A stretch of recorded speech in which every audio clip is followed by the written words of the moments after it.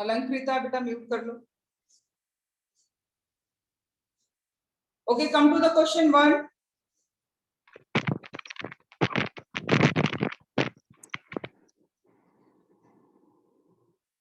Also mute yourself. Listen, question 1. Development of a country is generally determined by बोलो per capita income. Okay, per capita income. अच्छा, मैं पहले इसको discuss कर लेती हूँ एक बार। ये वाला क्वेश्चन आंसर आप करना है, अभी देख लेते हैं, और कुछ बच्चे जुड़ते हैं तो ठीक है, अदरवाइज हम क्वेश्चन डिस्कस कर लेंगे। ये लोग ये वाला देख लो। मैंने आपको कहा था हम ऑनलाइन क्लास में ये डिस्कस करेंगे। Criterion used by UNDP for classifying countries. You know that, देखो जनरली ये तो तुम जानते हो यूएनडीपी का क्राइटेरिया, लेकिन जनरली क्वेश्चन क्या आता है, you will have to compare between the criterion used by UNDP and criterion used by the World Bank. ठीक है, दोनों के कंपैरिजन जब आएगा, then you will have to focus that these criterion are used by UNDP.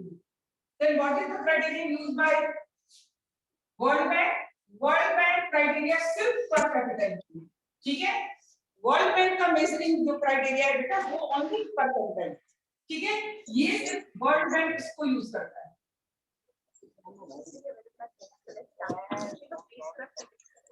Okay, this criteria used by World Bank. Is it visible? Student, is it visible to you? Board is visible to you?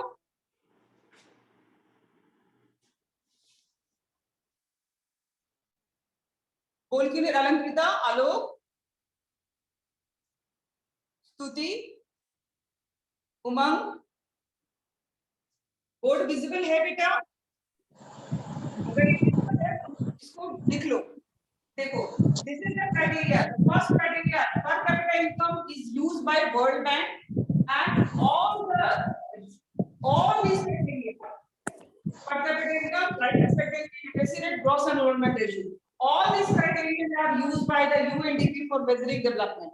And I've already told you that UNDP नहीं सुते का सुतेंगे HDI rank. UNDP ही publish करता है HDI rank on the basis of these criteria. Okay, ma'am मेरी बोल रही है हाय जय talking. बबीता ने दीपांजलि म्यूट कर लो बेटा। अंशिका प्लीज म्यूट कर लो। आपके घर से कुछ आवाज आ रहा है बेटा, सो प्लीज, नहीं तो फिर मैं यहाँ से म्यूट कर दूंगी तो फिर आप बोल नहीं पाओगे, कुछ पूछना होगा तो। ओके, कर ही देती हूँ। देखो समझ में आ रहा है तो दी याद रखना, अगर कंपेयर करने के लिए आएगा तो क्राइटेरिया यूज्ड बाय यूएनडीपी ये लिखेंगे, और criteria used by world bank पर कैपिटा इनकम लिखेंगे। और क्या लिखेंगे? क्या इतने में मार्क्स मिल जाएगा? No, you have to write that UNDP use broader concept of measuring development, broader concept. UNDP have broader concept because it add other aspects of development like health and education also. Whether World Bank ignores the other aspects of development. World Bank सारे aspects जो है development के aspects कौन-कौन से हैं? Health है, education है, welfare है, liberty है. All these are ignored by the World Bank. तो World Bank सिर्फ rich और poor compare करता है, human development को compare नहीं करता है, जबकि UNDP compares the human development. इसलिए HDI रैंक निकलता है, human development index rank. India का क्या रैंक दिया था? 130 और श्रीलंका का 93 सॉरी।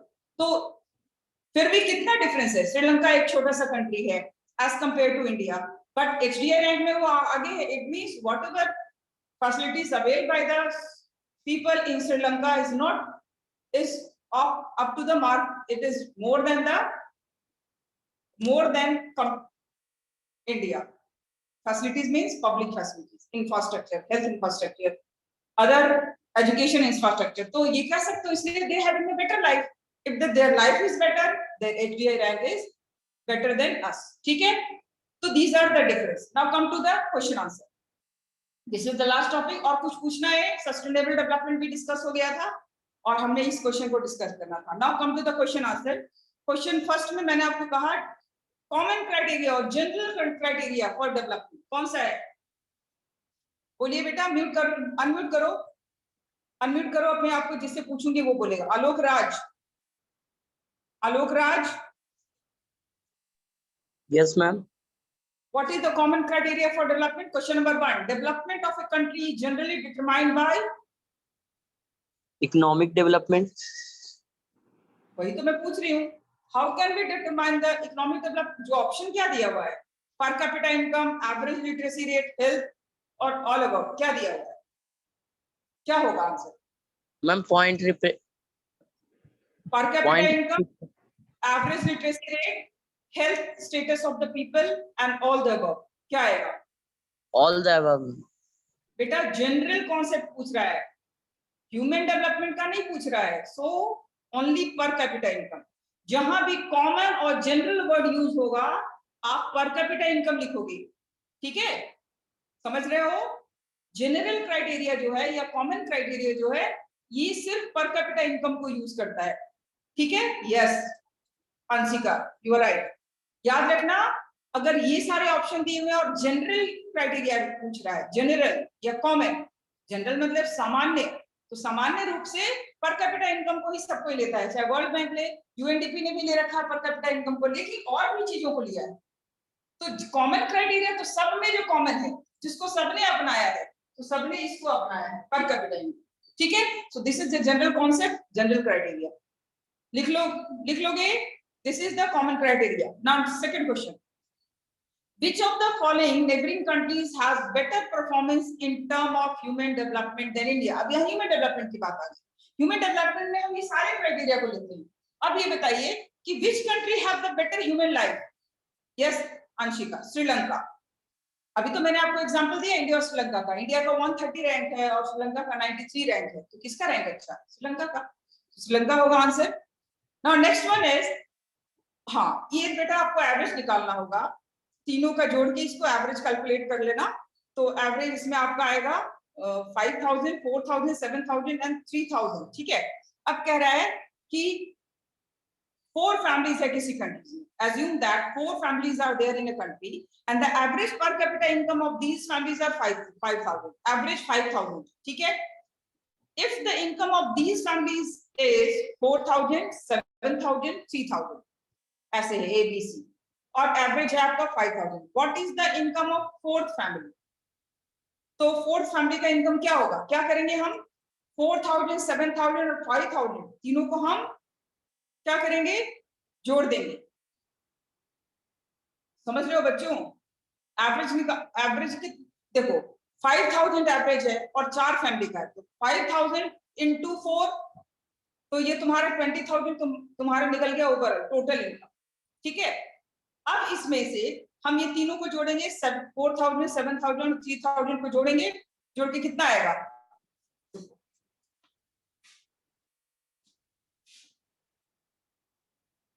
निकालने का तरीका देखो, एवरेज इनकम बोल रहा है 5,000, कितने लोगों का? 4 लोगों का, 4 फैमिलीज, ठीक है? एवरेज कितना है? 4, यानी टोटल इनकम कितना होगा? टोटल हम निकालेंगे, टोटल 5,000 इंटू 4 कितना आ गया? 20,000, ठीक है? अब ये क्या कह रहा है? अब क्या कह रहा है कि 3 फैमिलीज का इनकम दिया हुआ है, कितना दिया हुआ है? इनकम ऑफ 3 फैमिली, ठीक है? इनकम ऑफ 3 फैमिलीज,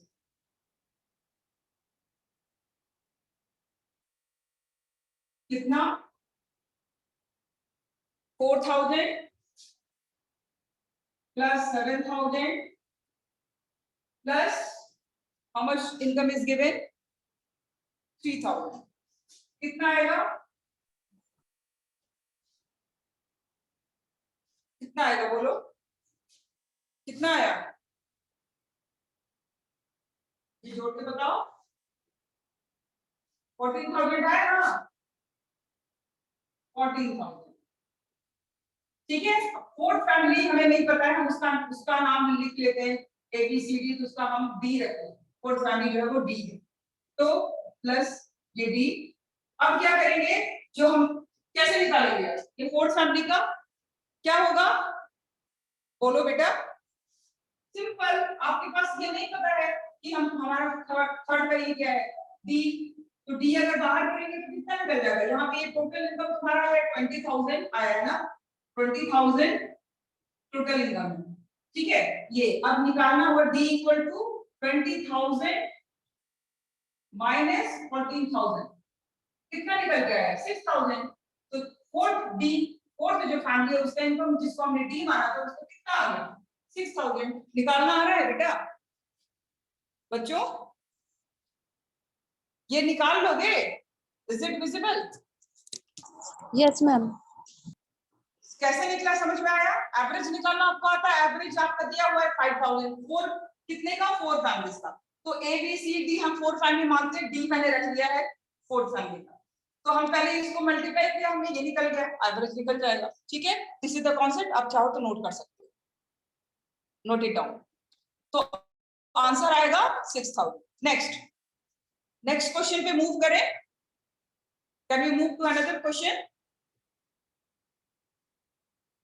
बोलो बेटा, ये नोट कर लिया सबने? Yes ma'am. Okay, next question is, what is the main criterion used by the World Bank for classifying different countries? अभी तो मैंने आपको बताया था, वर्ल्ड बैंक क्या यूज करता है, बोलो। World bank, yes very good Anshika, पर capita income.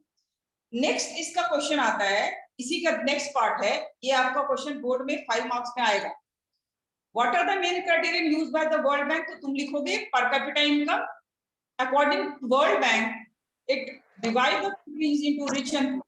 The country having the income of 4,53,000 come in the category of rich countries.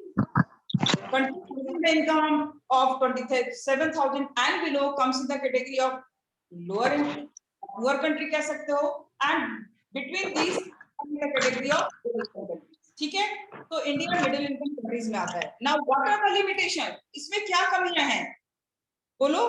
कमी है, अभी तो मैंने बताया, it has limitation that it will not provide us accurate picture of distribution of income.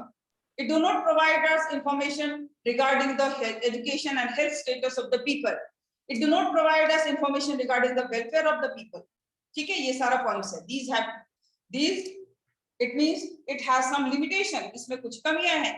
कमियां ये है कि it ignores other aspects of development. सबसे पहले लिखोगे it ignores other aspects of development like health and education. दूसरा, it do not provide us information regarding the distribution of income. It means how much people are, which people are getting how much income. ठीक है, ये तो average income. Yes, very good, Vivanjali, good. Distribution, it do not provide us information regarding the distribution of income. Vivanjali ने answer दिया, very good. Yes, it will be also added. ये भी आपका लिखोगे। तो जो भी लिमिटेशन है, मैंने आपको 5 लिमिटेशन बताया अभी। पहला, it ignores other aspects of development like health and education. It do not provide us information regarding the distribution of income. It also do not provide us information regarding the welfare of the people, how much people are getting welfare, how availing the facilities. ठीक है, समझ रहे हो आप? तो ये how much people are getting liberty, ठीक है, these are it having the narrow concept. तो ये सारा लिमिटेशन है, ठीक है, लिख लोगे। Now come to another question. यहाँ तक कोई डाउट किसी को? Okay, move to another question. The question, in what respect is the criterion used by UNDP for measuring development different from the one used by World Bank? तो जो मैंने अभी आपको क्वेश्चन डिस्कस किया कि वर्ल्ड बैंक और UNDP में क्या अंतर है, वर्ल्ड बैंक के क्राइटेरिया में और यूएनडीपी के क्राइटेरिया में क्या अंतर है, तो कैसे लिखोगे? सबसे पहले लिखना World Bank, what are the criterion used by the World Bank. तो लिखोगे वर्ल्ड, क्या लिखोगे?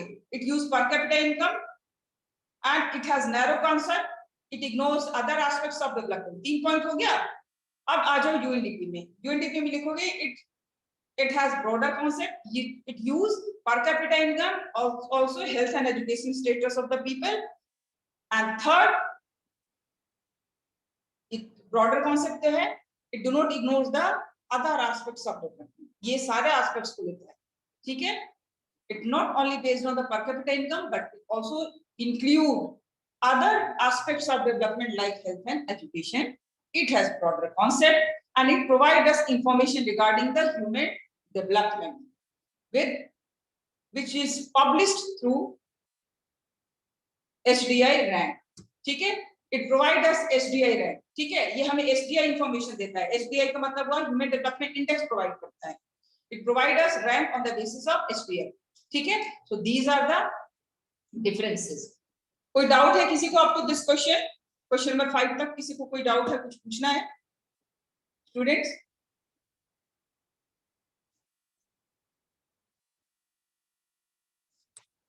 यस लंकृता, ओके ठीक, चलो आगे बढ़ते हैं.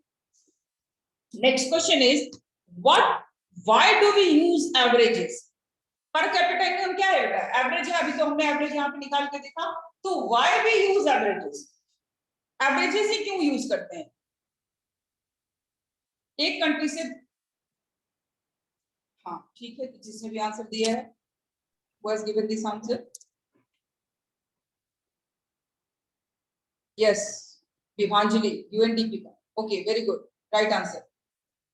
अब जो क्वेश्चन डिस्कस करें, why do we use averages? Averages ही क्यों यूज करते हैं? Why do not take total income? Why we use per capita income? Per capita income means क्या हुआ? Average income, per head income. Why we use per capita income for comparison?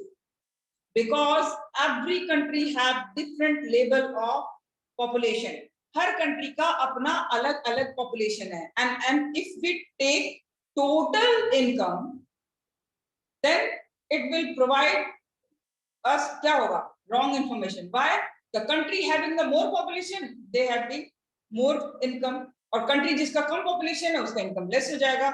Yes, inefficient. Yes, very good, Alankrita. Compare करना, yes, very good. Compare करना on the basis of total income. Comparing on the basis of total income is not accurate.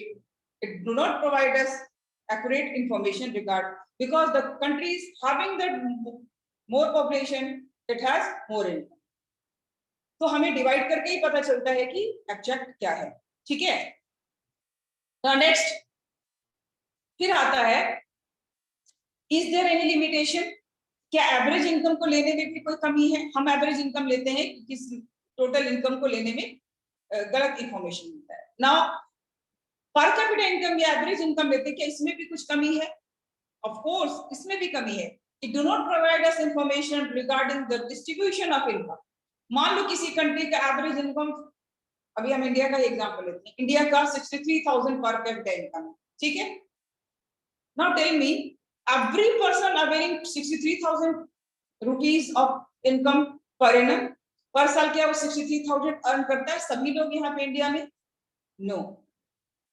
किसी का income 63 lakh होगा, ठीक है, किसी का 63 million होगा और किसी का 6,000 भी नहीं होगा. समझ रहे हो? तो whatever disparities is there between the lower income group and upper income group, it will not reveal, so it hide the disparities. ये disparities को हाइड करता है. ये जो इनकम का भेद है कि किसी का 63 लाख है, किसी का 63,000 है, किसी का 6,000 है, किसी का 600 है, तो these average income, इंडिया का एवरेज इनकम 63,000 बता रहा है. It means every person is earning 63,000 rupees पर annum. बट ठीक है, but it is not true.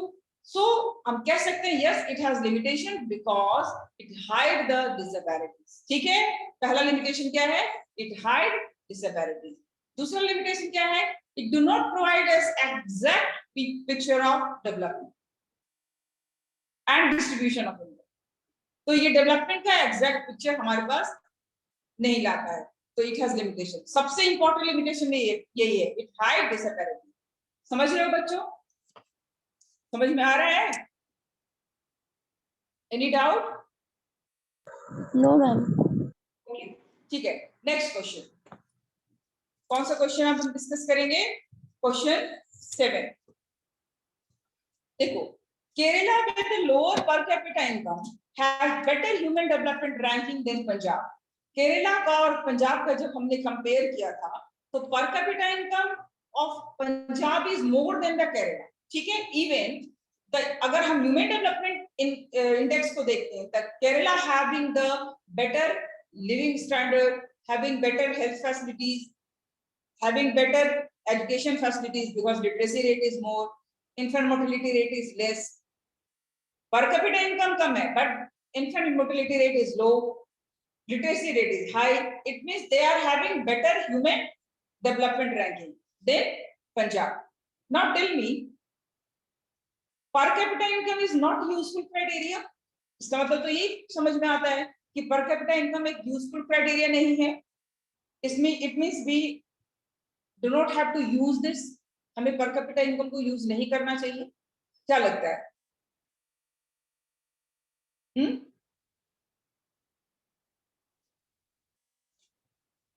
लिखोगे, क्या लिखोगे बोलो, यस या नो?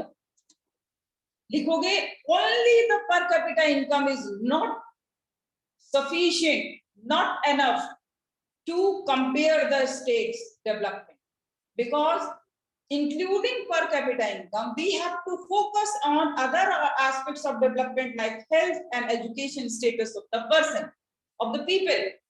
उस स्टेट में रहने वाले लोगों का पर कैपिटा इनकम के अलावा, सिर्फ पर कैपिटा इनकम नहीं, मैंने क्या कहा, only the per capita income is not appropriate indicator of development. We have to focus on other aspects of development like education and health status of the people.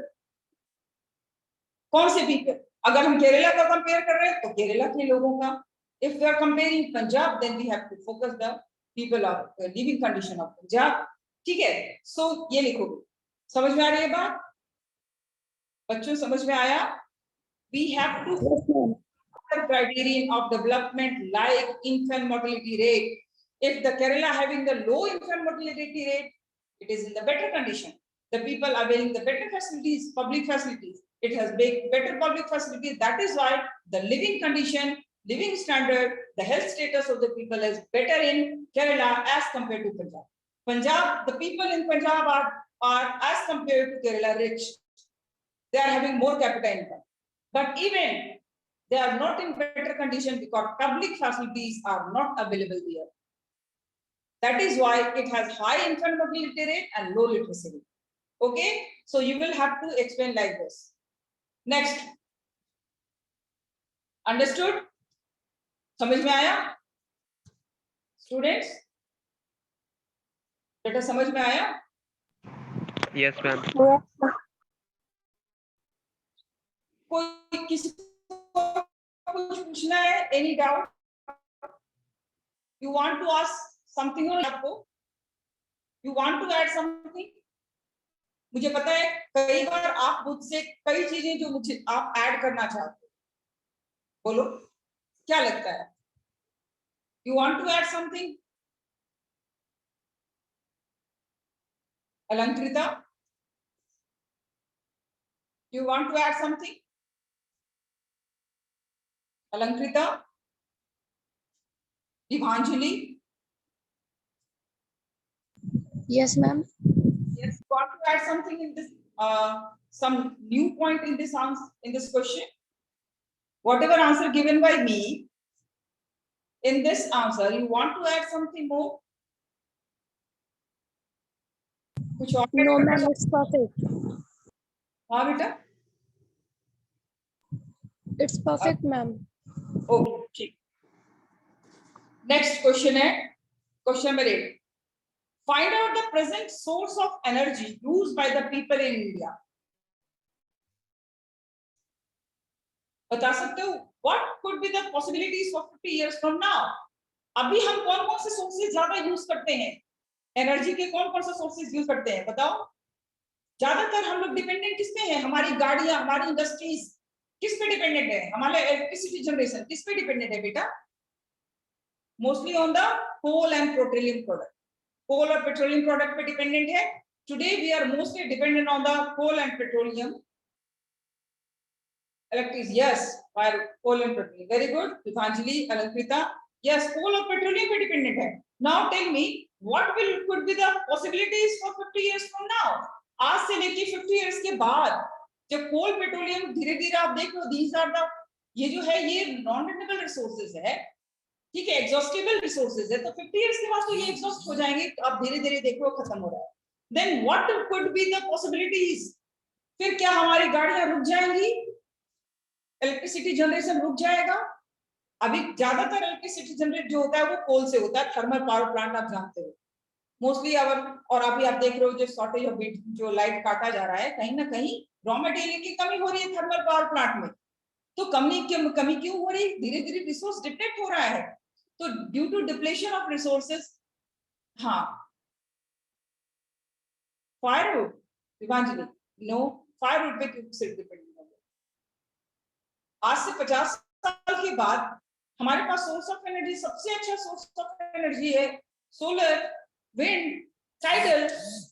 These are the, आप कह सकते हो ना, ये सारे source of energy जिसको India use कर सकता है.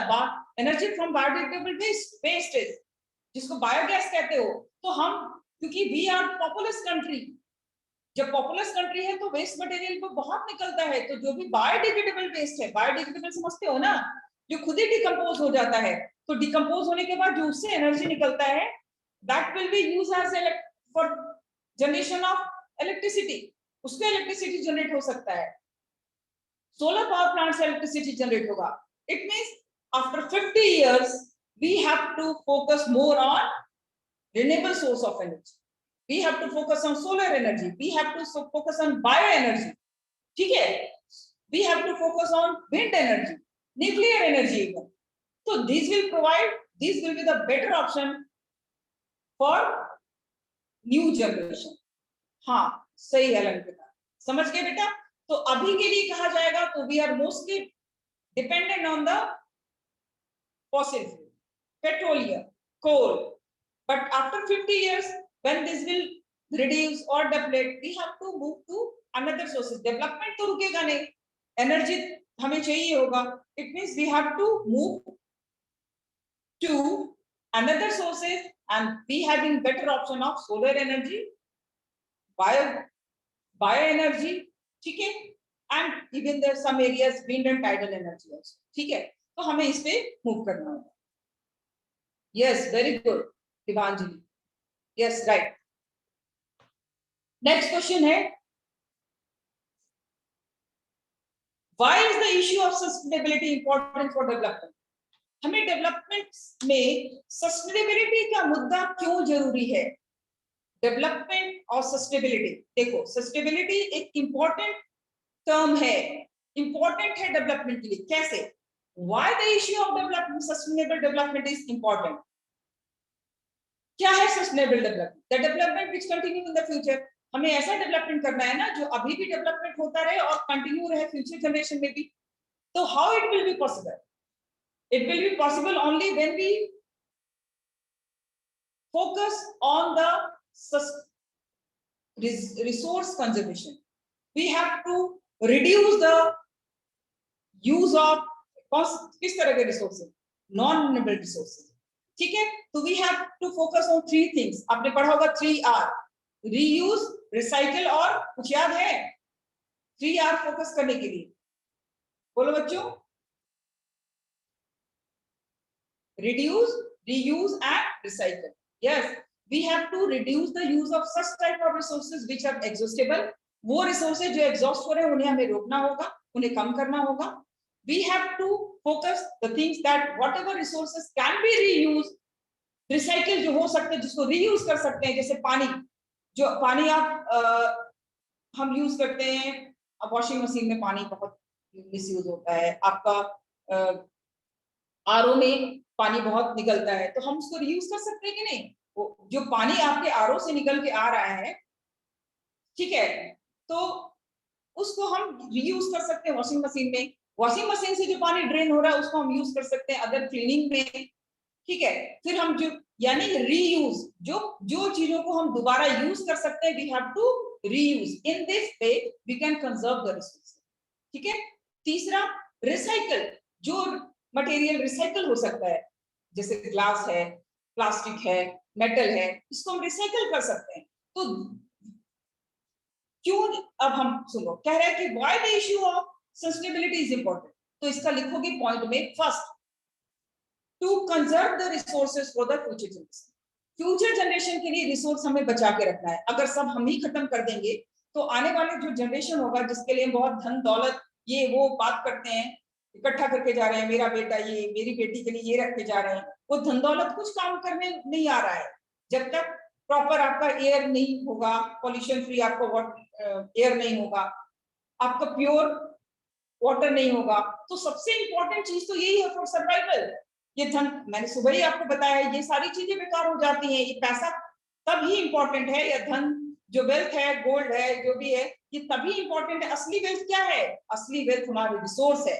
That is why we have to focus on the resource. तो पहला पॉइंट होगा for development of the future generation. Second, for maintaining ecological balance. ये इकोलॉजिकल बैलेंस बना रहे कि जो भी रिसोर्स हमारे पास है वो मेंटेन रहे जनरेशन टू जनरेशन। जैसे आप कहते हो, जैसे आप रिसोर्स, ये जो हमारे इकोलॉजिकल बैलेंस डिस्टर्ब हो गया, क्यों कहते हो? क्योंकि हम इसके बैड इम्पैक्ट को देख रहे हैं, हम ग्लोबल वार्मिंग देख रहे हैं, हम राइजिंग टेम्परेचर देख रहे हैं, हम स्कार्सिटी ऑफ वाटर देख रहे हैं, हम रेगुलर इंक्रीज इन पॉल्यूशन देख रहे हैं, ठीक है, कॉन्टेमिनेटेड वाटर देख रहे हैं। जो, तो ये क्या है? We have disturb our ecological balance. हमने अपने इकोलॉजिकल बैलेंस को बिगाड़ दिया है। क्यों? Whatever resources generation is there, जो रिसोर्स जितना जनरेट हो रहा है उससे ज्यादा हम उसको यूज कर रहे हैं, यानी we are over using the resources. 5 centimetre का लेयर पानी का बना इस बार रेनी सीजन में, और नेक्स्ट ईयर हमने 9-10 सेंटीमीटर उसको यूज कर लिया। तो 5 सेंटीमीटर जनरेट हुआ, 10 यूज कर लिया, 5 रिड्यूस हो गया, नेक्स्ट ईयर फिर यही हुआ, और इस तरह रिड्यूस होते जाएगा। It means we are not conserving the resources for our future generation. आने वाले समय में पानी खत्म हो जाएगा, हवा दूषित हो जाएगा, तो क्या हमारी जनरेशन डेवलपमेंट कर पाएंगे? Next generation, future generation? No. तो दो बातें समझ में आ गई, for development of future generation, for maintaining ecological balance, and third for conservation of resources.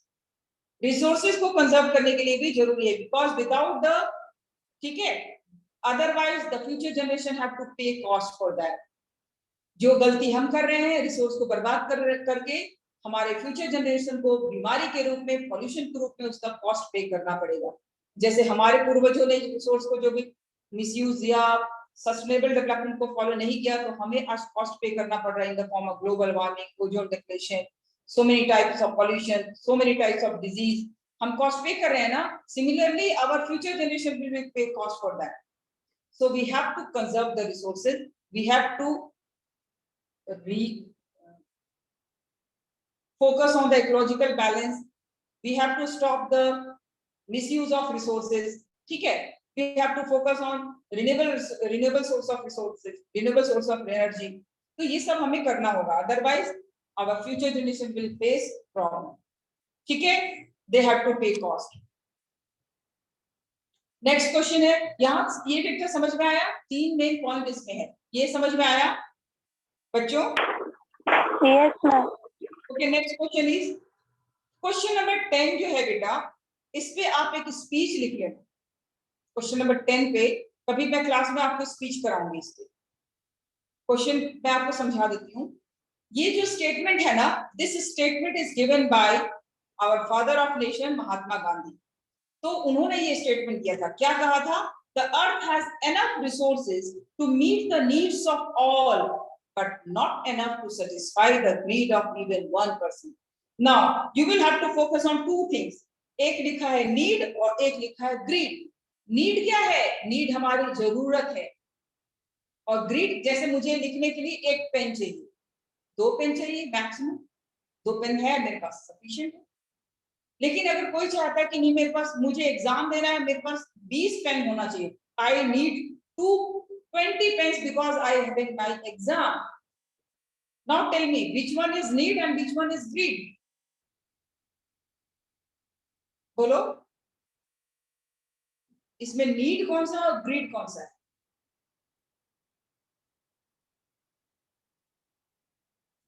Exam के लिए कितने पेन चाहिए बेटा?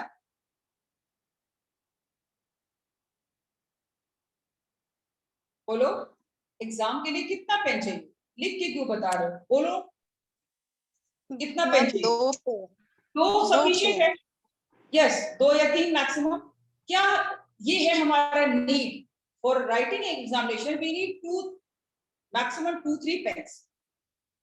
If we are demanding 20 pen for from our parent, it is our greed. Similarly, if nature have every resource, ये यही कह रहा है कि mother nature has enough resources. Mother nature have enough resources, sufficient resources है to feed each and every, to fulfill the needs of each and every person. But due to our greediness, but Mother Nature have no having efficiency to fulfill the greed of single person. Mother Nature को need को fulfill करने की capacity है, लेकिन greed को fulfill करने की capacity नहीं है। एक भी person की greed को fulfill करने की capacity नहीं। Why? Because greed have no end. लालच का कोई अंत नहीं होता है। ठीक है? So this is the difference. Need can be fulfilled, but greed cannot be fulfilled. आप यही लिखोगे, because लिखोगे, this statement reveals that Mother Nature have enough resources to fulfill the need of each and every population, but they can't have capacity to fulfill the greed of even a single person, because greed has no end. Greed का कोई अंत नहीं है। आज 200 रुपए है, कल 400 रुपए का मन करेगा, 400 रुपए आ जाएंगे, 4000 का मन करेगा, 4000 आ जाएगा तो हम 40,000 को फोकस करेंगे, 40,000 आ गया तो 4 lakh. No, this way the greed will goes above and above, और जाता रहेगा, इट विल नेवर फुलफिल। तो ग्रीड का अंत नहीं होता है, लेकिन नीड का अंत हो जाता है ड्यू टू आवर ग्रीडीनेस। अब आगे क्या लिखेंगे? मैंने आपको स्पीच लिखने कहा है ना, आगे क्या लिखोगे? आगे लिखोगे due to greediness of people, we have misused the